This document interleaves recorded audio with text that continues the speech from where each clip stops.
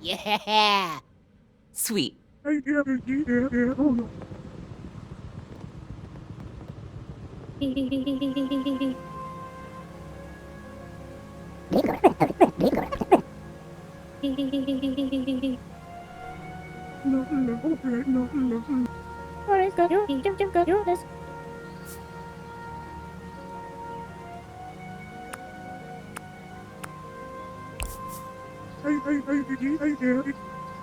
Fine.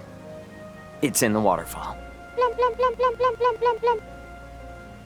Sid parks the airship nearby while you check behind the waterfall. Indeed, there is a cave there. Deeper inside, you come across a door surrounded by shining crystals.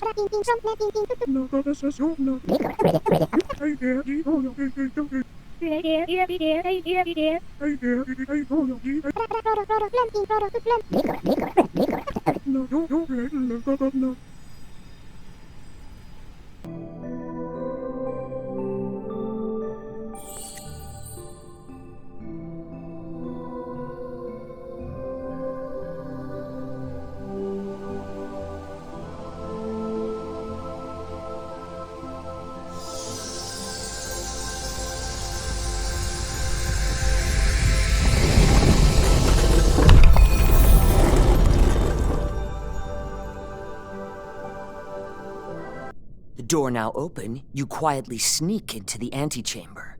Inside, the torchlight of the cultists reflects off the sparkling walls as they gyrate around an enormous crystal that's buzzing with magical energy. As the cultists begin their dramatic crescendo, a hooded figure emerges from behind the crystal. He lowers his hood, and you see the striking figure of Kef, the lead cultist. Even from afar, Kef holds absolute sway over the cult. Kef raises his hand. Seducible?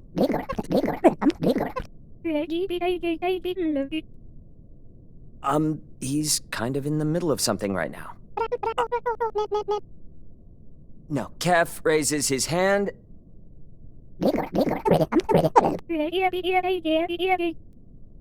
It's a lovely robe that shows no more scale than is appropriate. He raises. He's had some hard times, okay? He raises his hand and the crystal alights. There. He bellows. What do you all want to do?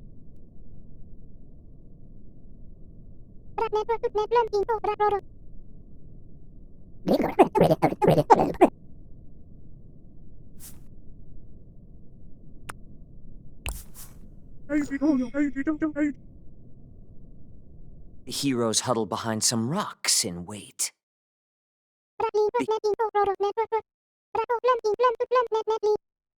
Just the dancing cultists and the glowing crystal.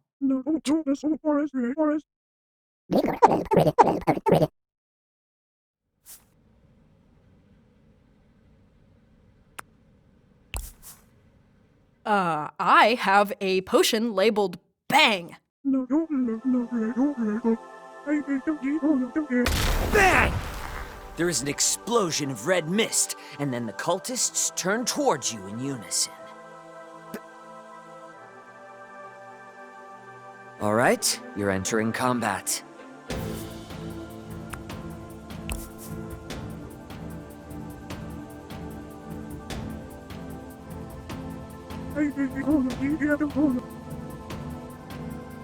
Okay, and Jeff, you're at the top of the initiative. All right. Two of the cultists slip and knock themselves out on the hard ground.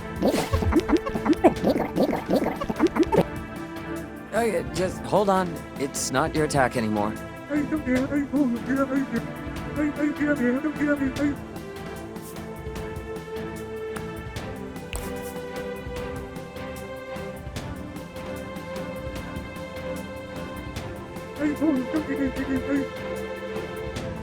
Yeah, that cultist crumples to the ground. One down, a bunch more to go. The cultists are going to attack now, all at once. Ollie, one hits you for 3 damage. Next, Maya, another one casts a spell of confusion on you. Roll to resist. Brilliant. Finally, Jeff, a whipped cream-covered cultist grabs your ankles and knocks you to the floor. You are being grappled. Maya, Linnea, you both rolled the same initiative. Who wants to go first?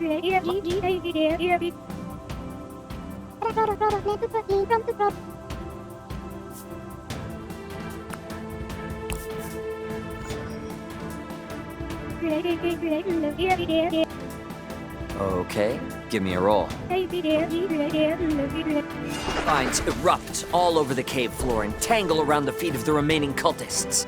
They might as well be wearing cement booties. The last cultist falls, but the crystal gets exceptionally bright and then explodes. Kef lies on the ground.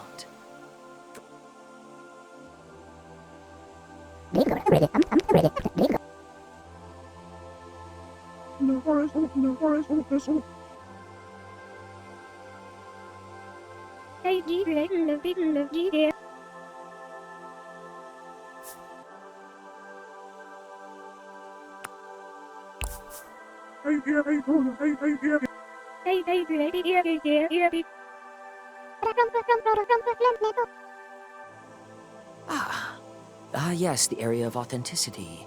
Kef and everyone standing around him are forced to tell the truth.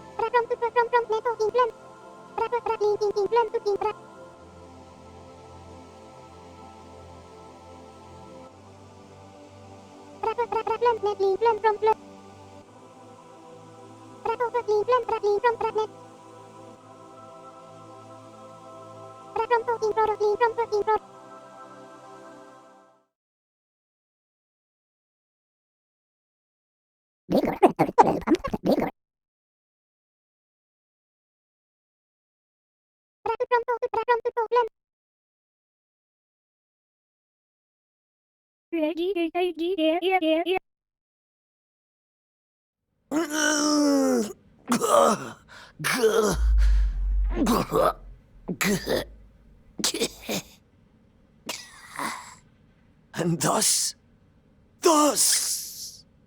I die. Thank you. You guys survey the aftermath of the crystal explosion and Kef's remains. You feel a small tremor come from the caves. There's no loot.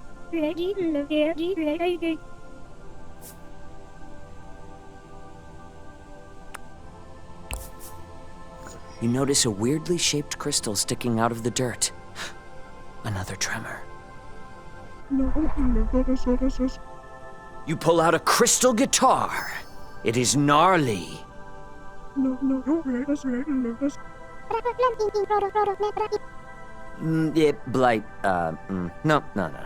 That's a different kind of axe. As soon as you take hold of its handle, another tremor shakes the room. This one is bigger. The ceiling shudders and then cracks, and a giant crystal falls and blocks the entrance.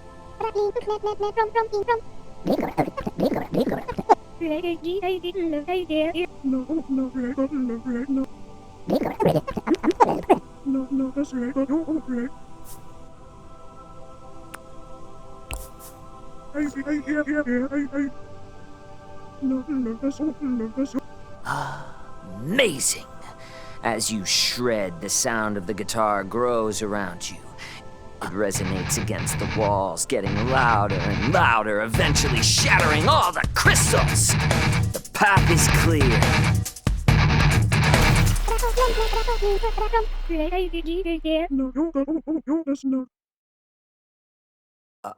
Voice? No. No, it's just epically cool. Why do you ask? Cool. You hear the airship droning above you, here to pick you up.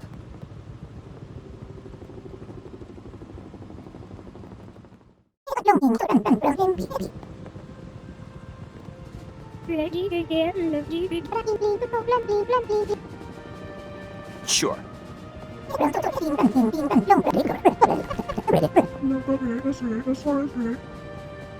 And that's where we'll end our session tonight.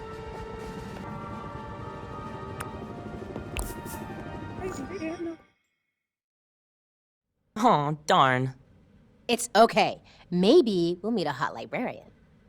The magical forge pumps hot as the airship begins soaring. As you break above the clouds, you're struck by the fact that everything is quiet. He always says that. That. And gaping maw. Okay. You notice on the horizon a dot. What do you want to do?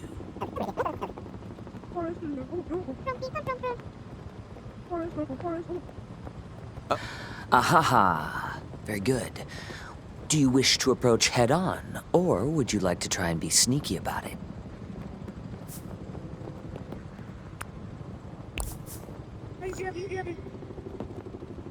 As the dot becomes larger and larger, the edges resolve into a shell. It's a huge floating nautilus.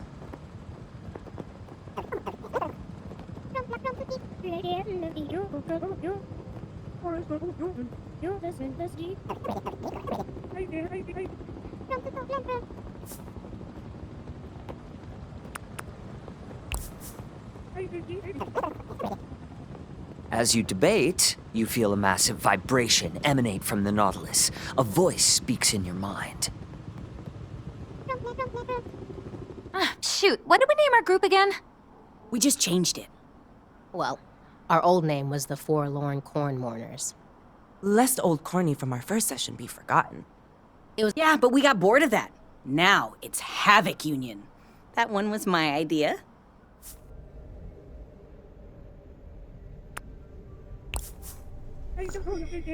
I love that idea.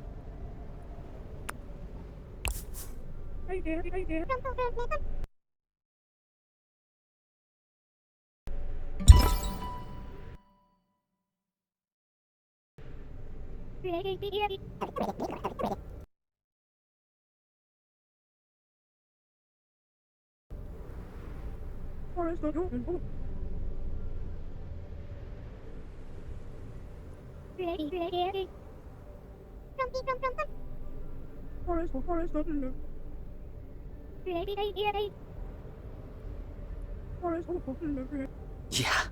Okay, not something I expected to hear tonight.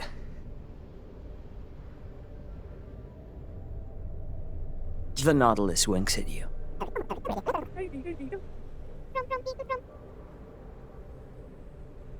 The nautilus winks twice. He's not flirting with you.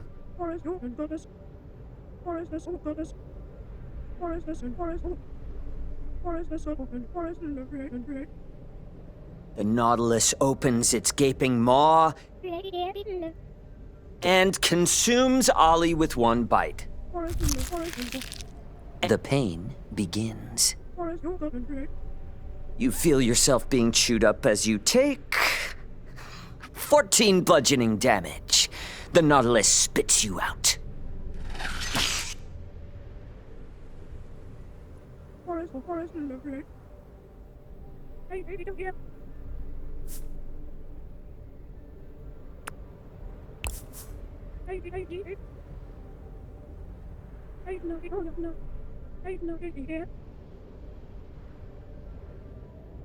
The gaping, large mouth of the Nautilus opens and you walk inside.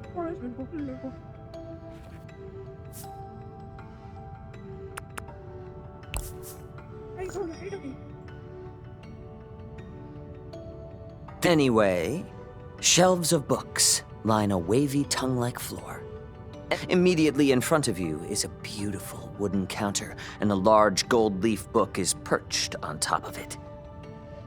As you approach, the book leaps off the counter and levitates in front of you.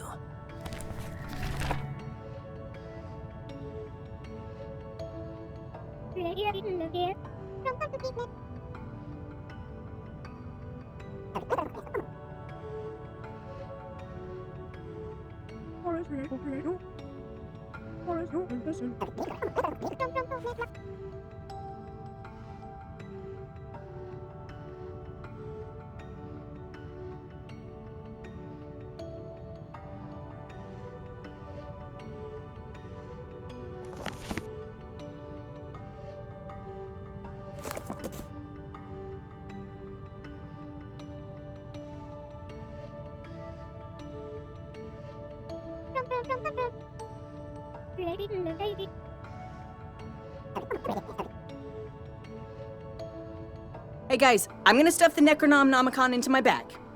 Wait, no. Didn't you hear what Dewey said? Go ahead and roll your dice. That's a 1. Dewey stops suddenly.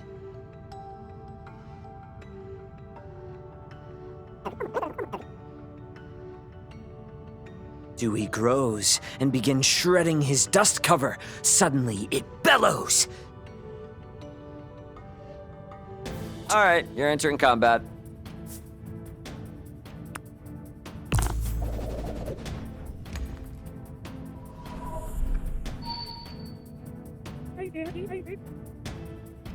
And Linnea, you're at the top of the initiative.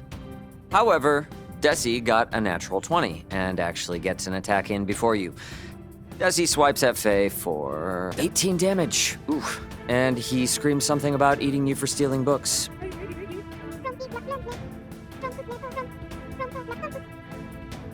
Oh, you try. But he swoops out of the way and trips you, sending you sprawling and taking an attack of opportunity on you for 10 damage.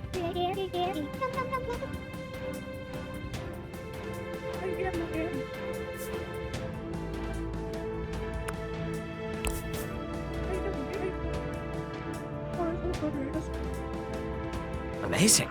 Yeah, it works really well. Congratulations, you solved my library puzzle. Desi shrinks down back into Dewey.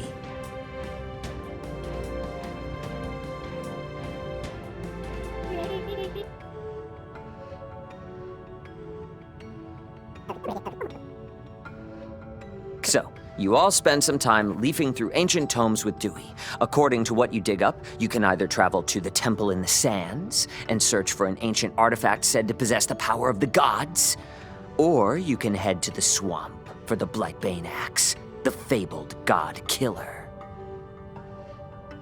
Also, Jeff, you notice there is an ancient recipe scribbled in the margin for chocolate chip cookies.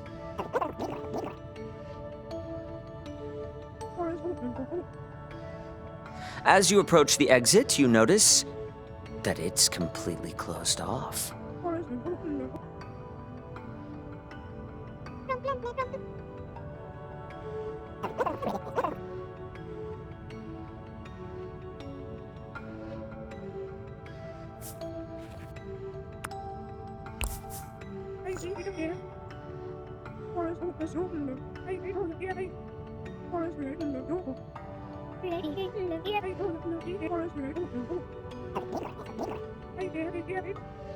Suddenly, Naughty trembles, falling into a deep slumber.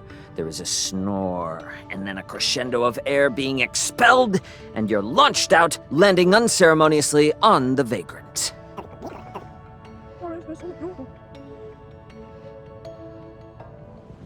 You all land on the deck, but don't even have a moment to celebrate.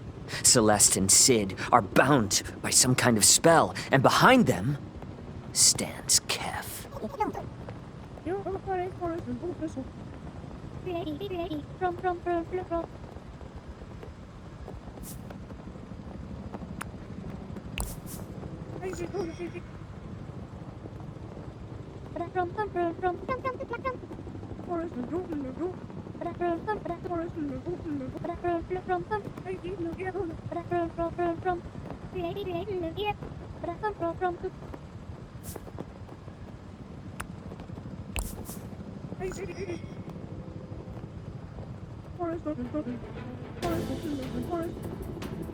That hits.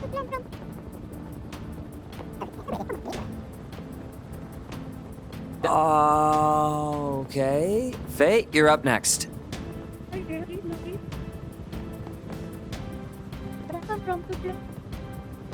Kef slashes out at Ollie for 8 damage.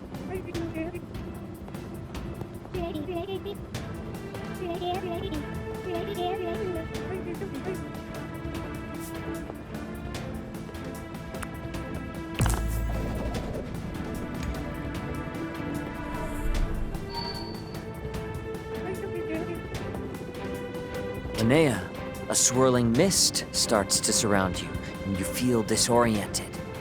Roll to save. You hear Kef's voice filling your head, and turn on Faye, attacking them. Any response, Faye?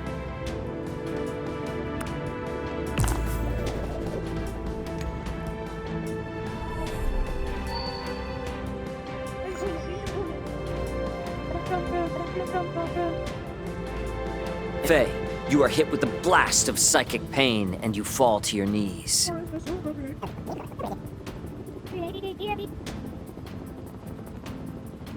Yeah? Faye, it's back to you.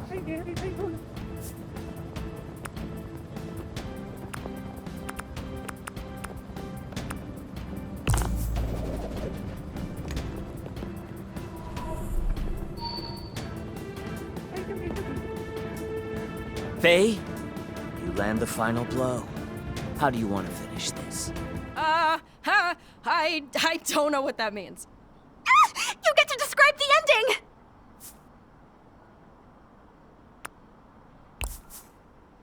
Ooh, can we blow him off the deck?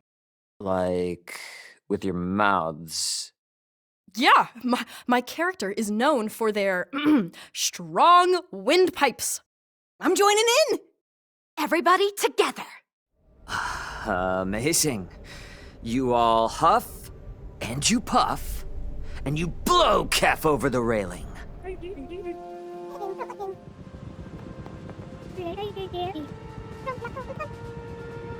Sure. And that's where we'll end our session.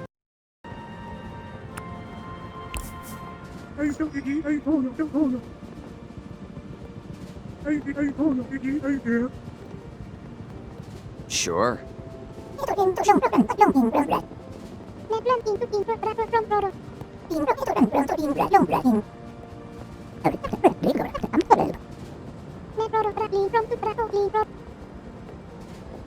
The vagrant heads out to the ocean of sand in search of the lost temple. The trek will be long and arduous.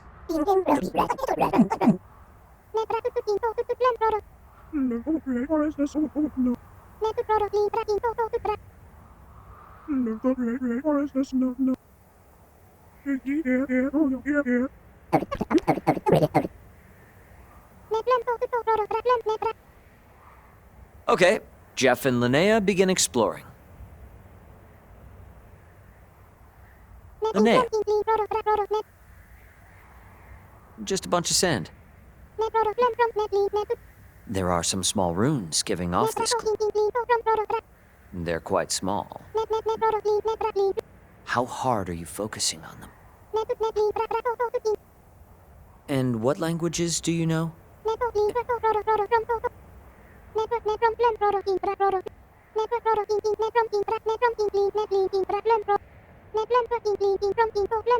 Yeah, you can't read it. Fine, you can read it. Quicksand.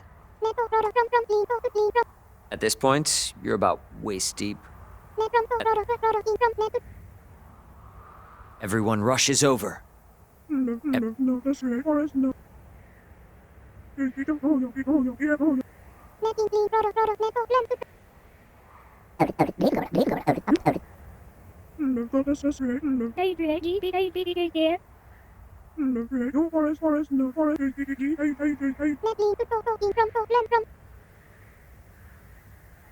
All right, you're able to breathe just fine, and you continue sinking.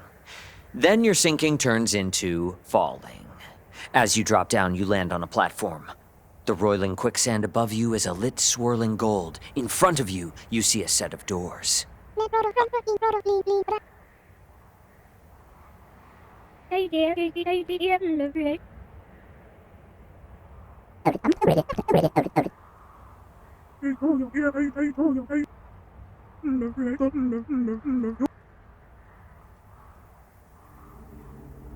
The ceiling of the temple is made of glowing sand, which casts golden light over everything. A large spiral stairway leads down, the sandy steps sparkling and glittering. Set into the wall on the way down are these massive reliefs, murals made of glowing sand. The murals are inlaid with the lightning-touched glass that reflects and changes color. Each mural depicts a figure. One figure is clad in dark robes, and their hands come together at their stomach, holding a crystal ball. Another figure stands tall, their arms outstretched. A spear laid across their palms, held upwards to the heavens. The final figure sits cross-legged, and above their head a pale sword hangs, defying gravity, pointing down at their skull. As you pass through the threshold, you enter a large open space. The room itself looks to be 2 stories tall, with 4 columns distributed around the space. The perimeter of the hall is a curtain of slowly shifting sand. The air in here is very stale. It's quiet, save for the gentle whoosh of the sand cascading down the walls. In the center of the room, there's a large altar made of the same glowing, translucent glass as you saw in the murals. As you draw closer, you see... let me just find what I wrote. Here it is. The altar is a massive triangular plinth of glass that has a dull glow from within, but the surface is polished, so it's almost a mirror. On each of 3 sides is an intricately carved image, and lying on top is an ancient skeleton wearing a gleaming set of polished plate armor. One of the skeleton's arms is outstretched toward the ceiling. In the other is a large sword. There are scorch marks under the skeleton.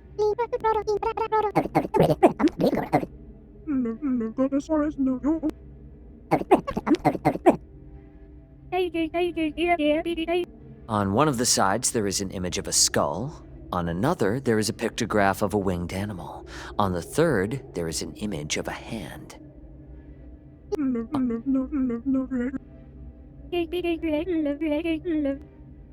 Do you place your hand in the sand? Do you?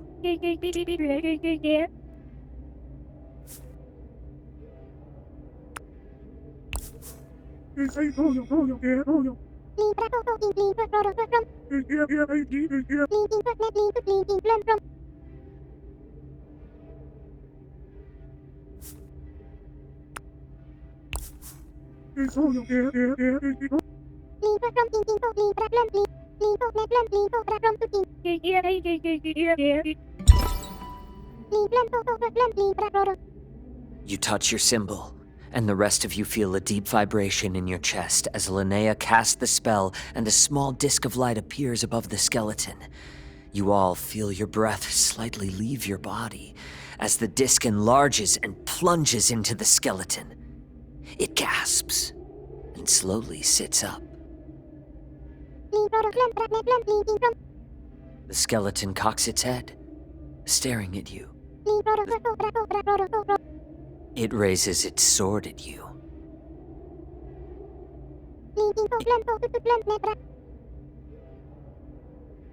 Oh, I know what it says. Everyone, roll initiative.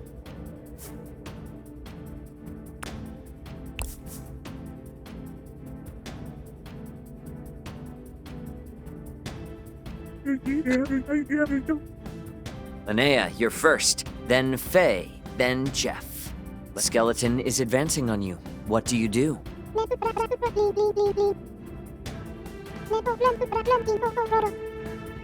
The skeleton lurches forward, grabbing you by the front of your clothes and raising its sword menacingly. You get the sense that it does not have good feelings towards nurturing parental figures. No. All right, you're up, Faye.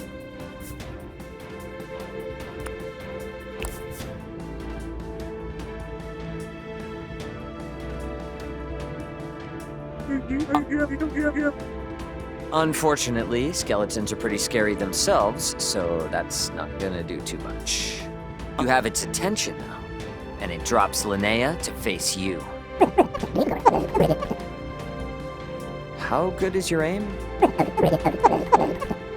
In that case, the spoon sails through the air and straight through its ribs and out the other side, taking a big chunk with it.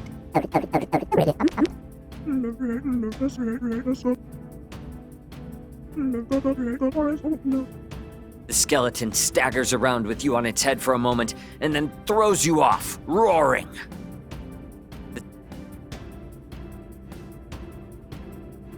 The skeleton raises its arm and grasps its face with its gauntlet, and then yanks. It gets flung out of the armor, landing in a mangled heap at your feet. The gauntlets, greaves, and bracers fall away, leaving a glowing curious that floats in the air. Oh, it's the chest part of the armor. Oh, no way. Yeah, I've only ever read that word. Anyway...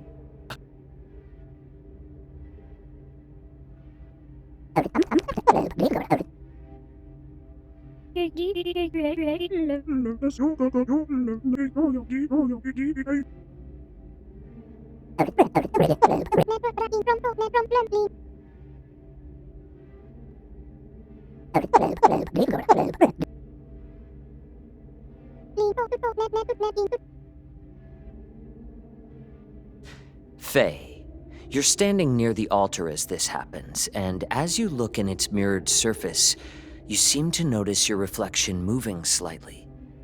As you stare, glowing eyes burst out from your reflection scales. Now what are we supposed to do? Who is Mammoth? I hate it when he texts people. Come on, Faye. Tell us.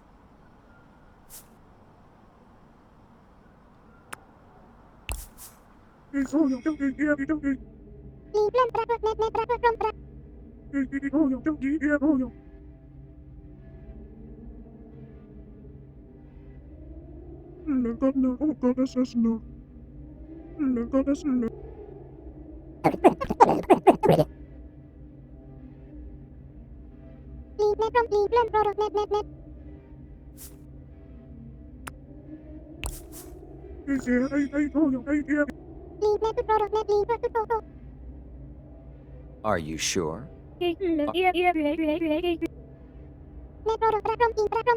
You don the armor. As soon as you do, it constricts suddenly, fusing into your skin. A huge wave of energy bursts outward as everyone but Linnea is knocked off their feet.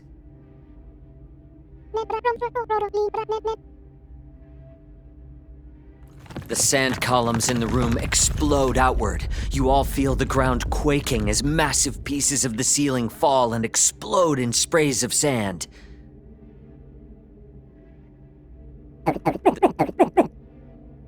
As this is happening, Linnea, you hear a quiet voice echo in your head.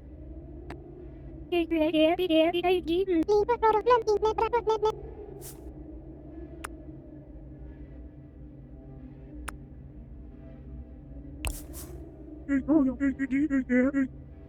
watch as Linnea begins levitating upwards. A huge piece of ceiling lands on the altar, and it explodes in shards of glass. You all grab on as more chunks smash downward. The suit lurches to the side, plunging into the veil of sand on the wall. You are all momentarily blinded, but the sand feels warm around you, like calm water. Then, your stomachs lurch as you feel yourself rocket upward. You burst out of the sand, hurtling high above the dunes, until you all come arcing down onto the deck of the Vagrant.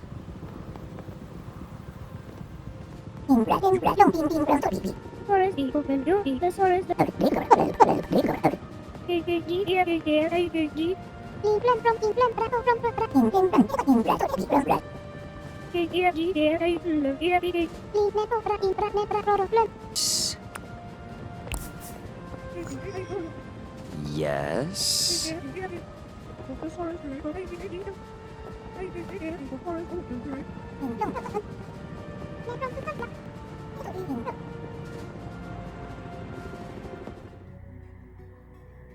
You begin to see mangroves as you approach the swamp from above. Huge roots reaching down into the water, a deep, choking mist forming near the canopy. At first, it's just a few trees, standing alone amidst the brackish water. But as you continue, the trees get larger, blocking out the sun, and the swamp air gets thicker, warmer, and wet. Exactly. Your visibility starts to get worse as the mist thickens. You can barely see the huge web of roots that lies beneath. In the distance, you catch a glimpse of one huge mangrove rising far above these still giant trees. As you strain your eyes to see, suddenly the airship lurches to the side. The Vagrant is snagged in the branches.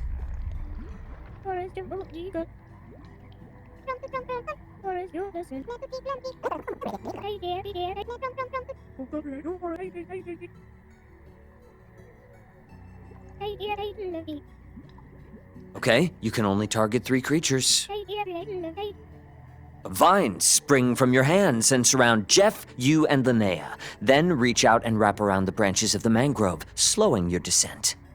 Ollie and Faye, you both tumble off the ship, hitting numerous branches before landing on top of one of the giant mangrove roots. You both take 6 damage.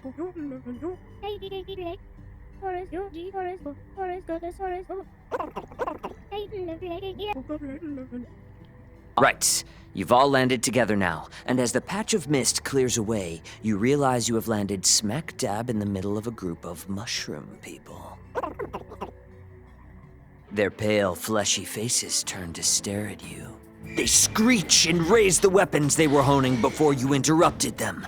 Roll for initiative.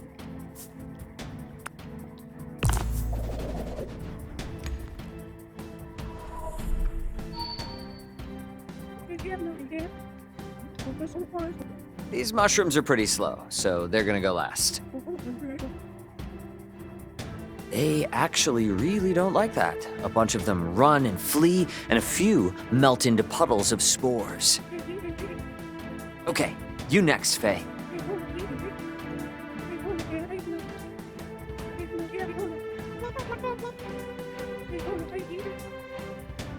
You burn the rest of the mushroom people into charred little stumps.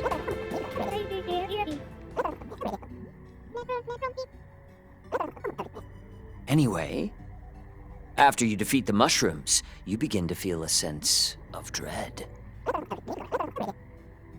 It's very strange. Their bodies sink in the mud, and you can't find anything.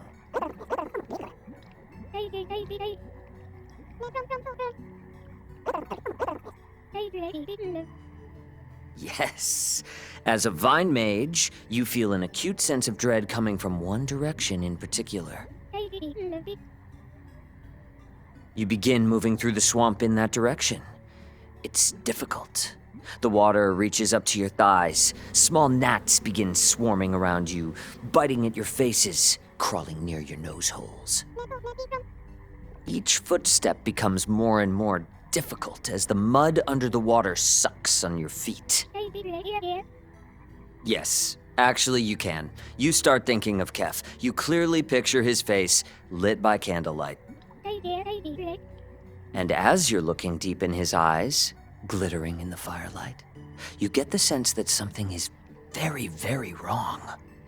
And Maya, you turn around, and you see the forest you grew up in as a little girl, and the flicker isn't a candle. It's a line of orange that fills the entire horizon.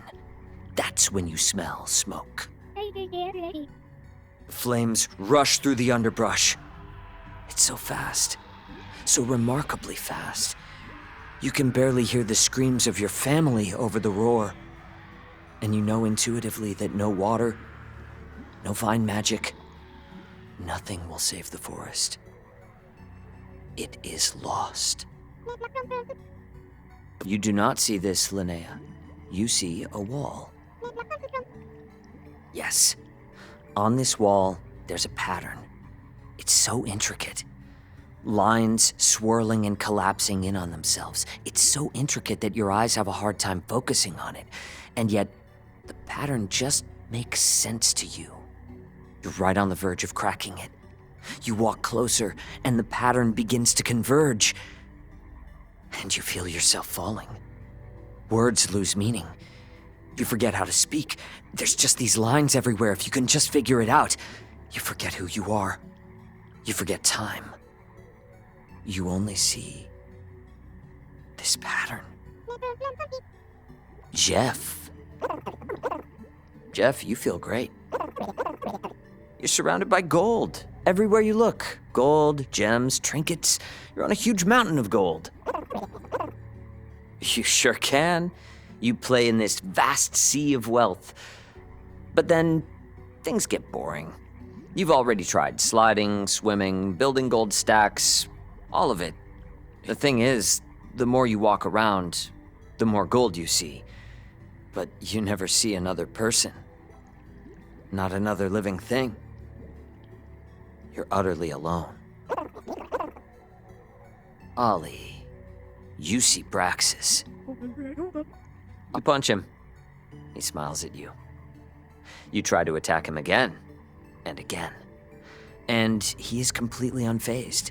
Then, with one flick of his finger, you are vaulted aside. You know you've lost. You know that evil will return to the land, and the thing is, life isn't so different under Braxis. You return home, and the day-to-day is very similar to your life before you went adventuring. Except for one thing.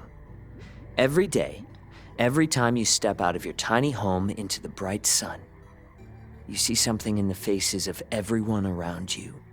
You hear the whispers behind your back. You see the masked smiles. All hiding disappointment. Faye, you see yourself. Yes, you are watching yourself. You see yourself return home. You see yourself interact with people you used to care about. You see yourself do things that you used to enjoy doing. But you feel nothing. You are a ghost. Watching Faye talk. Watching Faye move. Watching Faye sleep. You keep staring at your Faye face for some piece of recognition of what it is you should feel or do or are, but it's always just out of reach. You've long stopped trying to scream at the people Faye talks to, but tonight you try screaming at Faye. To try and understand what has happened, to understand who Faye is, to try and feel something. But Faye never hears, never reveals anything. Faye just is.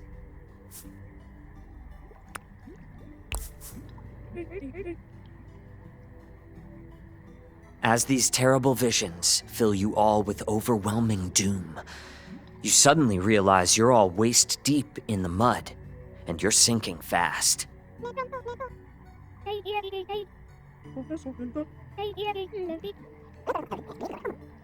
After escaping, you finally approach the blight tree. The sounds of the swamp, crickets, frogs, the wind even, have all stopped.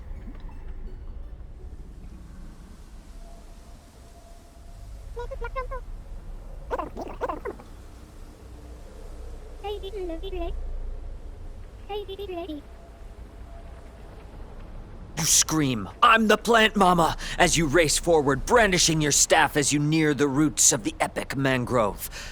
What are the rest of you doing? As you connect with the root, it feels fleshy. Your staff embeds inside one of the oozing pockmarks. And then, with a yank, you are pulled inside.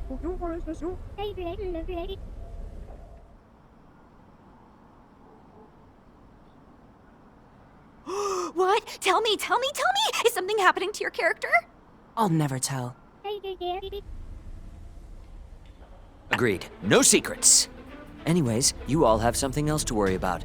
I'm going to need all of you to prepare for battle.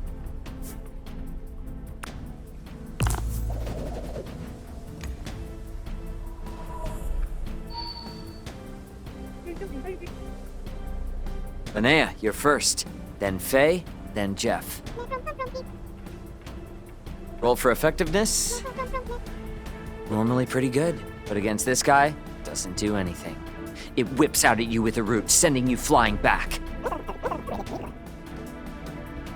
How good is your aim?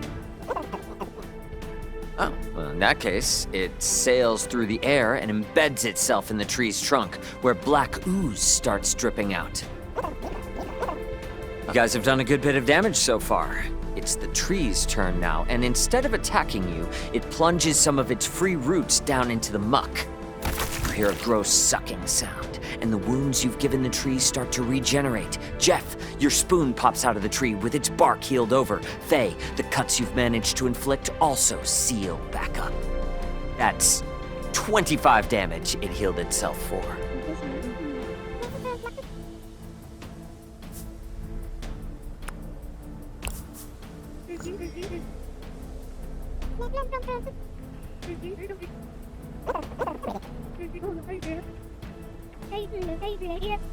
Oh, they sure are. Faye, you reach out, sliding into the collective consciousness of the swamp. What do you say?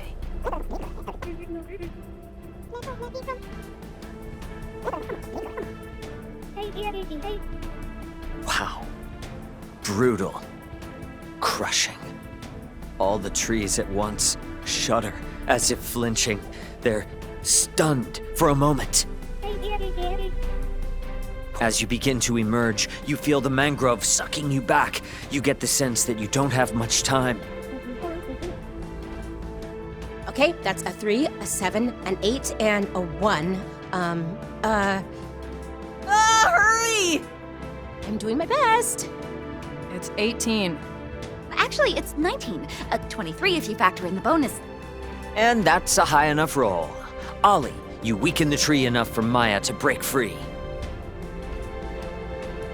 Maya, suddenly you feel great. Any lingering dread is gone, and you're ready to mess this nasty tree up. Maya, you feel a deep emerald power coursing through your viney veins. Where the tree was trying to suck you in before, it reels and shrinks away from your newfound glorious energy. How do you want to finish this? Do you say anything?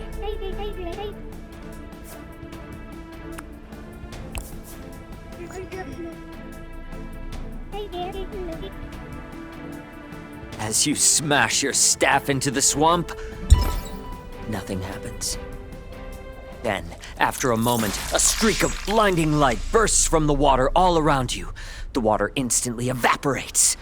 And as the circle of light shoots upward, you see the tree pus and decay get blasted off, leaving healthy bark beneath.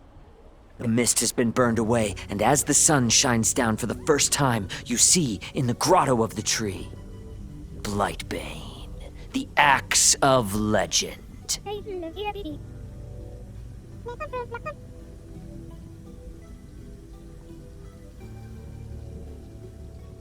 You pull it out.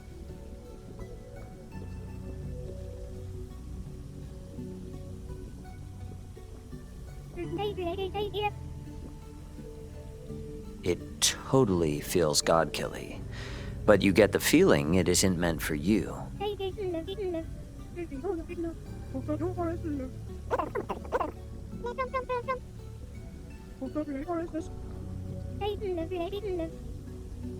The rest of you notice that the beam of sunlight reflects off of Maya's hair in new and exciting ways.